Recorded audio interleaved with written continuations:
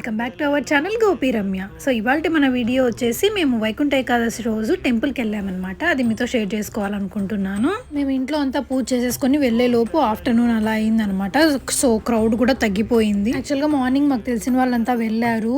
దర్శనం అవ్వడానికే 4-5 అవర్స్ అలా అయ్యింది. చాలా క్యూలో వెయిట్ చేయాల్సి వచ్చిందని చెప్పారు. ఇందాక మనం ఎంటర్ అయ్యాం కదా, అదే అనమాట వైకుంఠ ద్వారము. ఇయర్కి ఒకసారి ఓపెన్ చేస్తారు అది ఈ రోజు. ఇంకా స్వామివారిని అయితే చాలా బాగా అలంకరించారు. నాకైతే తిరుపతికి వెళ్ళిన ఫీలే కలిగింది. ఇంకా దర్శనం అయిపోయిన తర్వాత ఇక్కడికి వచ్చాము. నాగల్కట్ట ఉంటే అక్కడ టెంకాయలో ఇచ్చినవి ఆకు ఒక్కలు పూలు అక్కడ ఉంచేసి ఇంకా అగరబత్తీలు అంటించేస్తున్నాము. ఇంకా అక్కడ నుంచి కొంచెం ముందుకు రాగానే ఇలా డెకరేట్ చేశారనమాట. సేమ్ తిరుపతిలో ఉన్నట్టే అనిపించింది నాకైతే. ప్రతి ఇయర్ ఇక్కడ ఇలానే డెకరేట్ చేస్తారు, బట్ ఈ ఇయర్ నాకు చాలా బాగా అనిపించింది. అంతా గ్రీనరీగా ఉంది, చాలా నచ్చింది నాకు. ఇంకా ప్రసాదం తీసేసుకొని కొద్దిసేపు కూర్చున్నాము. ఇది ఇవాల్టి video. Thank you for watching. Bye.